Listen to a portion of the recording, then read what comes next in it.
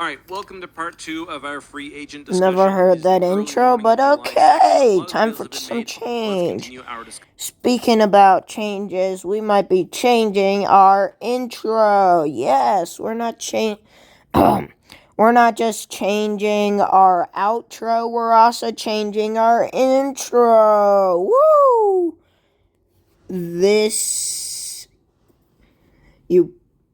If you watch this video, you'll probably know about it already, like how you would have known about the new outro. So we're going to get a new intro. I'm going to be talking about it, and I'm going to be showing you what it looks like at the beginning of the video.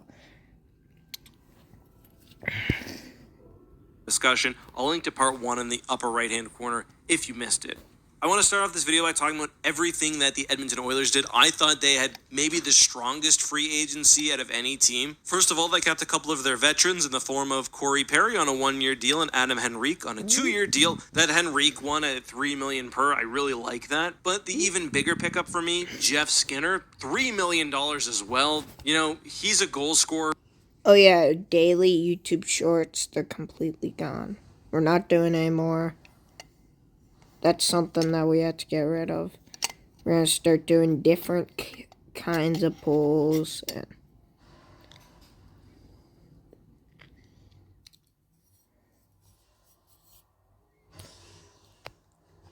Score pretty much nothing else, but he scored 25 on Buffalo last year, 35 the year before that. I'm very curious to see what kind of numbers he'll put up playing within that high-powered Oilers offense. I also really like the addition of Victor Arvidsson at $4 million. That'll be some good depth for the team, and honestly, I really like what the Oilers did, especially getting rid of that Jack Campbell contract as well. That contract very well could have been the difference between them winning and losing the Stanley Cup. Campbell now is with Detroit on a league minimum deal. All right, moving to another Canadian team, I thought the Leafs had a very mixed free agency. First of all, the big deal, Chris Tanev. They had to trade for his signing rights, then signed him for a 6 by $4.5 million deal with a full no-move clause. He's a horrible player. 41 at the end of that 6th and final season.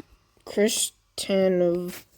He's a horrible player. Why would you give him a $67 million deal for 6 years? 6 years. If this was me, I'd offer him like 1 or 2 years. 3 years at the max. 6 years. Man.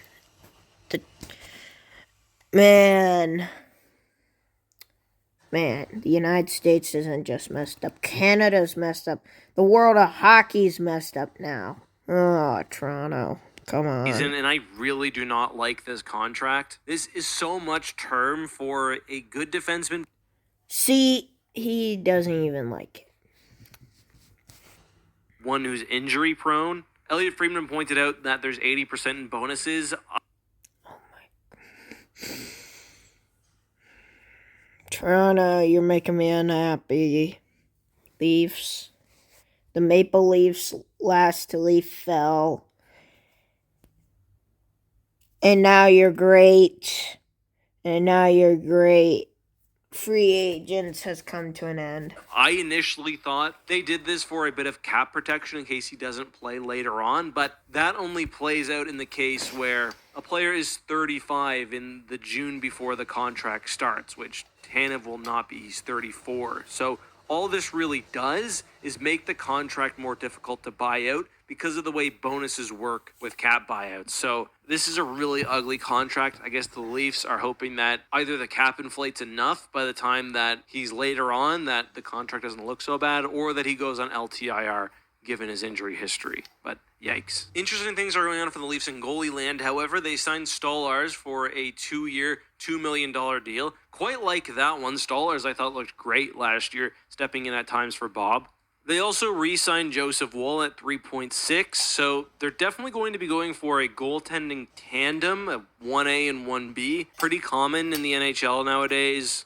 I like it a lot less when it comes to playoff time, but I thought Woll looked good in the postseason this year, so very curious to see how this works out. The Leafs lose Bertuzzi, and I think probably are happy not to have to match the 5.5 Chicago's paying him, but they do hold on to Max Domi, who signed a 4-year contract with a 3.75 AAV, which I think is quite team-friendly. The Leafs also added a lot to their D-line. Hakanpää at 1.5. Tanev, as mentioned. Oliver Ekman-Larsson. This one is a bit weirder for me. He's at 3.5. He's getting a bit, I think, of Stanley Cup inflation. He's probably going to be a third-pair D-man. Then Liljegren also got extended. Just the voice 2 years, of that player. $3 million. I think the Leafs want to see how his game changes and hopefully improves under a new coach. Man, there's a lot to My get brother's to. playing the new Spider-Man 2 Montreal game Canadiens on emulated the PS5. Devils with Hughes and signed Oh, he's Slavkovsky. apparently I can say his not. name more clear than that. Slavkovsky. He's playing With an 8-year Fortnite. deal worth just under $8 I'm not a million. Fortnite guy. Obviously, I'm this also is a not big Minecraft risk, guy, but I mean, so. if this works out,